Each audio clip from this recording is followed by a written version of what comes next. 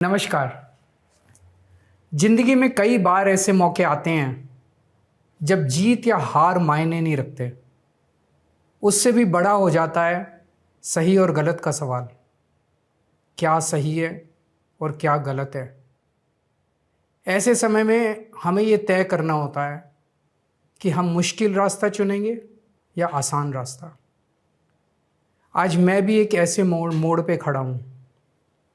आप सब जानते हैं कि मुझे एक झूठे केस में फंसाया गया, मुझे जेल भेज दिया गया, एक चुनी हुई सरकार को गलत तरीके से गिरा दिया गया, हमें कई महीने जेल में रखा, पर आखिरकार सच की जीत हुई। 27 फरवरी को अदालत ने मुझे पूरी तरह निर्दोष घोषित कर दिया। कोर्ट ने कहा केजरीवाल निर्दोष है, केजरीवाल ने कोई भ्रष्टाचार नहीं किया। कोर्ट ने सीबीआई की जांच पे ही सवाल खड़े कर दिए और जांच अधिकारी के खिलाफ एक्शन लेने के आदेश दे दिए। लेकिन सच का रास्ता आसान नहीं होता। सीबीआई ने तुरंत इस फैसले को हाई कोर्ट में चुनौती दी और ये केस जस्टिस स्वर्णकांता शर्मा जी के सामने लगा। तब मेरे मन में एक बहुत बड़ा सवाल उठा, क्या इनके सामने मुझे न्याय मिलेगा? मेरे मन में ये प्रश्न क्यों आया? इसके कई कारण हैं, पर दो कारण मुख्य हैं। पहला कारण ये कि आरएसएस की जिस विचारधारा वाली सरकार ने झूठे आरोप लगा के मुझे जेल डाला, जज साहिबा ने स्वयं माना है कि उस विचारधारा से जुड़े संगठन अखिल भारतीय अधिवक्ता परिषद के मंचों पे वे कई बार जाती रही हैं। मैं और आम आदमी पार्टी उस विचारधारा के घोर विरोधी हैं। ऐसे में क्या उनके सामने मुझे न्याय मिल सकता है? दूसरा कारण कॉन्फ्लिक्ट ऑफ इंटरेस्ट। कोर्ट में मेरे विपक्ष में केंद्र सरकार की सीबीआई है और जस्टिस स्वर्णकांता जी के दोनों बच्चे केंद्र सरकार में काम करते हैं। उनके दोनों बच्चे केंद्र सरकार के वकीलों के पैनल में हैं। हमारे सामने कोर्ट में दूसरी ओर से वकील हैं सॉलिसिटर जनरल श्री तुषार मेहता जी। तुषार मेहता जी दोनों बच्चों को केस देते हैं। उन्हें कितने केस मिलेंगे, कौन से केस मिलेंगे, ये तुषार मेहता जी तय करते हैं। भारत सरकार के पैनल में लगभग 700 के करीब वकील हैं, लेकिन जस्टिस स्वर्णकांता जी के बेटे सबसे ज़्यादा केस पाने वाले वकीलों में से एक हैं। उनके बेटे को 2023 से 2025 के बीच लगभग 5,904 केस डॉकेट मिले। इससे उनके बेटे को करोड़ों रुपए की फीस मिली। आज की तारीख में उन बच्चों का भविष्य और कमाई दोनों काफ़ी हद तक तुषार मेहता जी पर निर्भर है। तो किसी के भी मन में ये चिंता स्वाभाविक है कि अगर जज साहिबा के बच्चों की कमाई और उनका भविष्य सामने खड़ा वकील तय कर रहा है, तो क्या जज साहिबा उस वकील के खिलाफ फैसला कर पाएंगी? मैं ये स्पष्ट करना चाहता हूं कि मुझे जुडिशरी पे पूरा भरोसा है। मैं जुडिशरी का बहुत सम्मान करता हूं। जब मेरे खिलाफ गलत साजिश हुई तो हमारे देश की जुडिशरी ने ही मुझे न्याय दिया था। जब मुझे झूठे केस में गिरफ्तार किया गया तो इसी जुडिशरी ने मुझे बेल दी थी। इसी जुडिशरी ने मुझे उसी झूठे केस में दोष मुक्त करार किया है। पिछले 75 वर्षों में जब जब देश पे आंच आई, हमारे देश की जुडिशरी ने देश को बचाया और नागरिकों के हितों की रक्षा की है। मैं जस्टिस स्वर्णकांता जी का भी बहुत सम्मान करता हूँ। मुझे उनसे या उनके परिवार से किसी भी प्रकार की कोई व्यक्तिगत आपत्ति नहीं है। लेकिन न्याय का एक बहुत बड़ा सिद्धांत है, justice should not only be done but should also be seen to be done.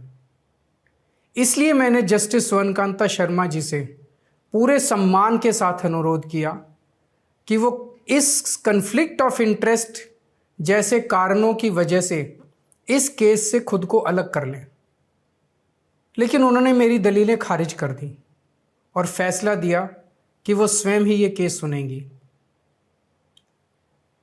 आज मेरे सामने सबसे आसान रास्ता है कि मैं उनका आदेश मान लूं और एक बड़ा वकील खड़ा करके उनके सामने अपना केस लड़ूं। पर यह मुद्दा अब सिर्फ मेरे केस का नहीं है, बल्कि आम लोगों के न्याय प्रणाली पर भरोसे का है। ऐसी दुविधा के मौके पे बापू ने हमें सत्याग्रह का रास्ता दिखाया। बापू ने कहा था कि जब भी किसी अन्याय का सामना करो तो उसका पहला कदम विरोध नहीं बल्कि बातचीत होना चाहिए। अपनी बात अन्याय करने वाले के सामने पूरी विनम्रता के साथ रखनी चाहिए और उसे सुधारने का पूरा मौका देना चाहिए। सारी कोशिशों के बाद भी अगर न्याय ना मिले तो अंतरात्मा की आवाज़ सुनो। यदि अंतरात्मा की आवाज़ कहती है कि न्याय नहीं हुआ तो शांति और विनम्रता के साथ सत्याग्रह करना चाहिए। फिर उसके जो भी परिणाम हों वो सहर्ष स्वीकार करने चाहिए।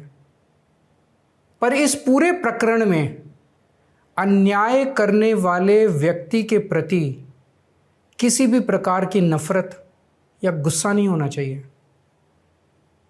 मैंने भी बातचीत से शुरुआत की, पूरी निष्ठा और विनम्रता के साथ जस्टिस स्वर्णकांता जी के सामने अपनी बात रखी। उन्हें इस केस से अलग होने के लिए याचना की। मैंने आग्रह किया कि मेरा केस हाई कोर्ट के किसी भी अन्य जज द्वारा सुन लिया जाए, लेकिन उन्होंने मेरी प्रार्थना अस्वीकार कर दी। उन्होंने फैसला दिया कि वे अपने आप को इस मामले से अलग नहीं करेंगी और ये केस वो स्वयं ही सुनेंगी। उनके दिए गए इस फैसले से मैं पूरी विनम्रतापूर्वक असहमत हूँ। इस पूरे घटनाक्रम के बाद मेरी आशंका और गहरी हो गई है कि क्या उनके सामने मुझे न्याय मिलेगा। बापू के दिखाए रास्ते पर चलते हुए सत्याग्रह की भावना से अब मैंने फैसला किया है कि मैं इस केस में जस्टिस स्वर्णकांता जी के कोर्ट में ना तो स्वयं पेश होऊंगा और ना ही मेरी तरफ से कोई वकील पैरवी करेगा। जस्टिस स्वर्णकांता जी जो भी फैसला सुनाएंगे उस पर समय आने पर मेरे जो भी कानूनी अधिकार हैं, जैसे सुप्रीम कोर्ट में चुनौती देना आदि, वो सभी कदम लेने के लिए मैं स्वतंत्र हूँ। ये बात आज मैंने एक पत्र लिखकर जस्टिस स्वर्णकांता जी को भी सूचित कर दिया है। मेरा जस्टिस स्वर्णकांता जी से किसी प्रकार का व्यक्तिगत विरोध नहीं है। यदि भविष्य में भी कभी उनके सामने मेरा कोई अन्य केस लगता है जिसमें मेरे विरोध में बीजेपी, केंद्र सरकार या तुषार मेहता जी नहीं हैं, तो मैं उनके समक्ष जरूर पेश होऊंगा। आप पूछ सकते हैं कि यदि मैं जस्टिस स्वर्णकांता जी के रिक्यूजल ऑर्डर से असहमत हूं तो उसके खिलाफ सुप्रीम कोर्ट क्यों नहीं जा रहा? उसकी तैयारी कर रहा हूं। ये पूरा मामला बहुत नाजुक और संवेदनशील है। कानून को ध्यान में रखते हुए, जुडिशरी के सम्मान को ध्यान में रखते हुए और लोगों के न्याय व्यवस्था पर भरोसे को ध्यान में रखते हुए एक एक कदम उठाना है। मैं ये कदम अहंकार या किसी विद्रोह या विरोध की भावना से नहीं उठा रहा।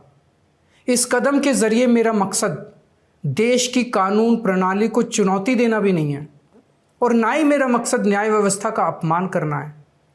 इसी केस में मैंने हर स्टेज पे, हर अदालत में अपना पूरा सहयोग दिया है। मैं न्यायपालिका का बहुत सम्मान करता हूँ। इसी न्यायपालिका की वजह से आज मैं आज़ाद घूम रहा हूँ। मेरा सिर्फ और सिर्फ इससे एक ही मकसद है, देश की न्याय व्यवस्था पर लोगों के भरोसे को और मजबूत करना, लोगों में ये अटूट विश्वास भरना कि ज़रूरत पड़ने पर हमारे देश की न्याय व्यवस्था से उन्हें न्याय ज़रूर मिलेगा। जय हिंद।